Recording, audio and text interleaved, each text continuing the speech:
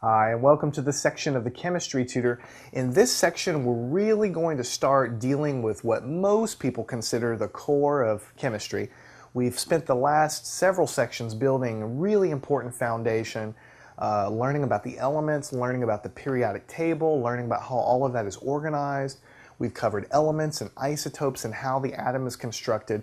And we've been talking constantly over and over that chemistry is all about these elements coming together and making new materials. That you can take hydrogen, which is a gas, and it's flammable, and you can take oxygen, which is prevalent in our atmosphere, and you can bring them together and form a compound, H2O, water, which doesn't look anything like hydrogen by itself or oxygen by itself, has properties completely differently. And can you imagine Earth without water? I mean, water is 2/3 of the whole planet. So the fact that we have all these elements on the periodic table that can combine in different ratios and different amounts and just so many different combinations, it boggles the mind as to how many different chemical compounds probably exist in the universe.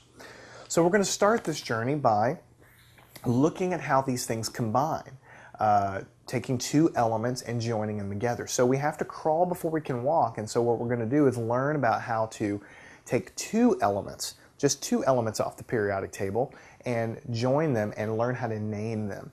And specifically, we're going to learn how to name what we call the molecular compounds. So here's when we get into chemistry and we get into sort of a potpourri of definitions.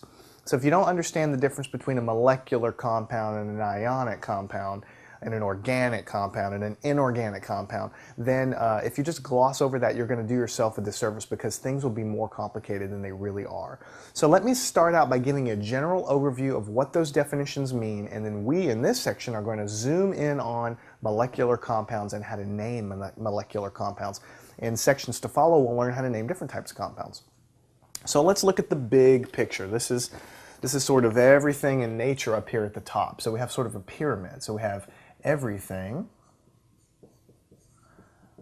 in nature. So I told you it was going to be the big picture, and it is the big picture because this is everything that exists, right? In other words, all chemical compounds that are possible.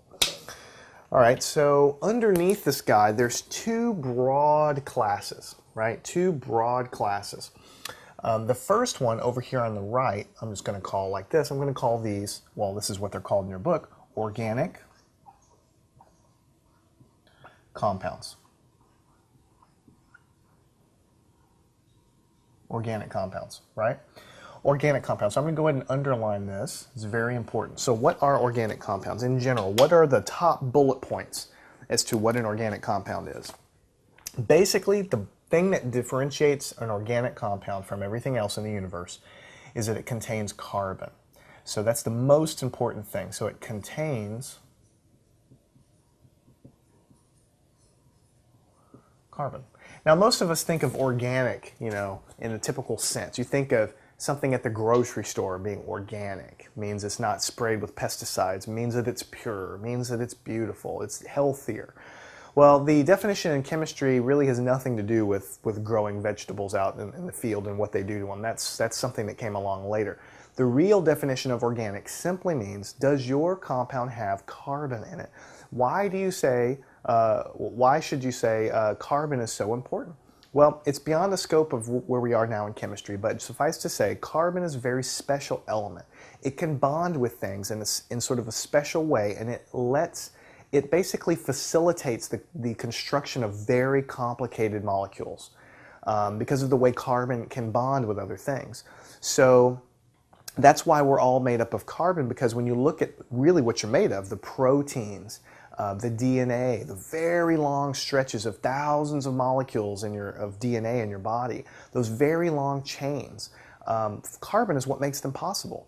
So complicated life requires complicated molecules. Think of everything in your cells going on.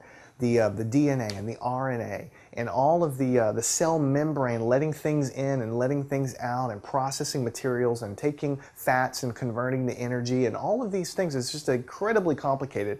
It requires complicated molecules to pull all those functions off, and carbon is what our entire ecosystem as far as life is built upon, because carbon allows these complicated chains to form. That's a simplified definition, but it's basically the bottom line. So when we talk about organic compounds, it basically means, does